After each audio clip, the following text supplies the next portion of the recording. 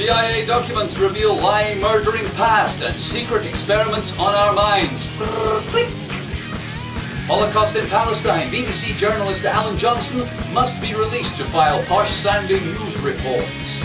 In the UK, Tony Blair not arrested for war crimes as Gordon Brown becomes Prime Minister of the United Kingdom.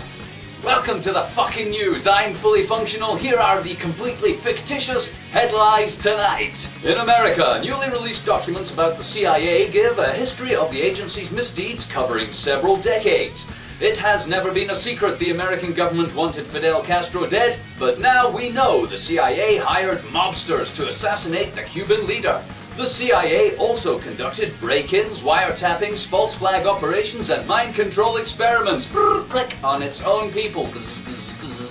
The documents reveal a period of aggressive and illegal CIA activities. For some people in the US, all of this sounds very familiar. The Patriot Act, passed just days after the fake terror attack of 9/11, gave law enforcement agencies sweeping powers, including lying about 9/11, faking more 9/11s, saying 9/11 was done by a guy in a cave somewhere, destroying the evidence that they blew up the buildings using thermite, and many other powers of deception and enforcement, including searching telephone, email and banking records without the need for court orders, rummaging through your drawers, opening concentration camps and torturing and killing people who protest or get in their way. Very little of the information in these latest documents will come as any surprise to most Americans, since they all know what a bunch of evil, lying, murdering, mind-controlling, terror-plotting, fascist corporate henchmen fucks they are. As the US and its intelligence community face ever more pressing problems, its citizens may speculate that it will be many years before they know exactly what the CIA or other agencies, Mossad, MI6, the Bohemian Grove World Domination Camping Club, the Royal Family of Despotic Tyranny, the Chinese Republic of Child Labor and others are doing in the name of democracy and the American people today. But boy, I'd like to be a fly on the wall in the CIA office today, wouldn't you? Gee boss, I'm not sure if people will keep swallowing this shit about the war on terror.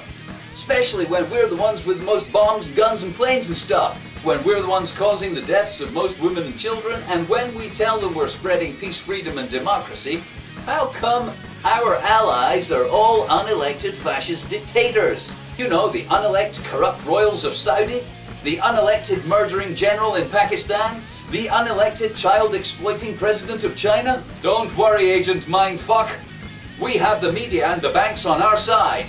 Anybody starts getting out of line, we'll show them Paris Hilton's knickers, woo, and raise interest rates. Thousands of BBC News website users have signed an online petition calling for the kidnapped journalist Alan Johnson's release, and thousands of colleagues around the world have observed a vigil to mark 100 days since he was kidnapped.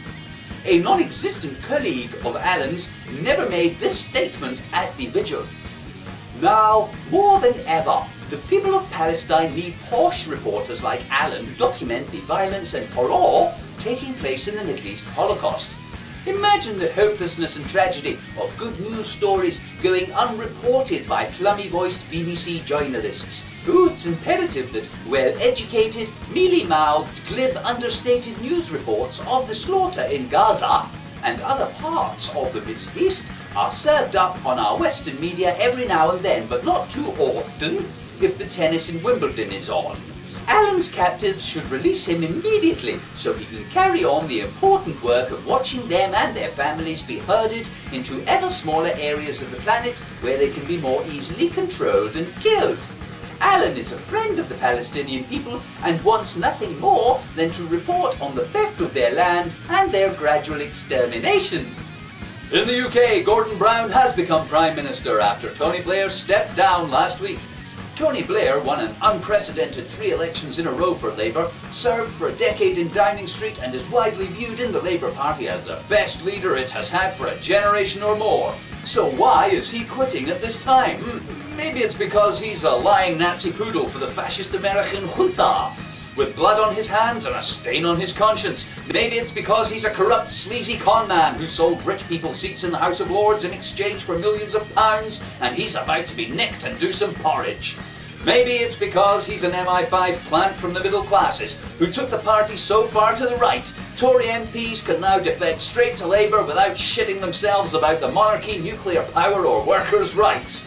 Well, whatever the reason, Gordon Brown is Prime Minister now, and in a speech outside Downing Street, he said, let the work of change begin. That's right, he's going to change the people who apologise to mothers of dead soldiers, change the people who hand the health service over to private companies, change the signature on the blank cheque to nuclear industries.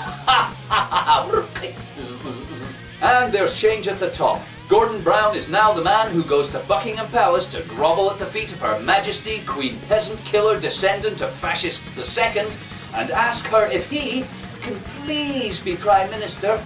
If that's all right with you, you fragrant producer of chemical behavioural signals. Thanks, and now the weather. Drought, storms, floods, bushfires, tidal waves, earthquakes, cyclones, volcanoes and hurricanes don't give a fuck about us, and they never will. Have a nice weekend.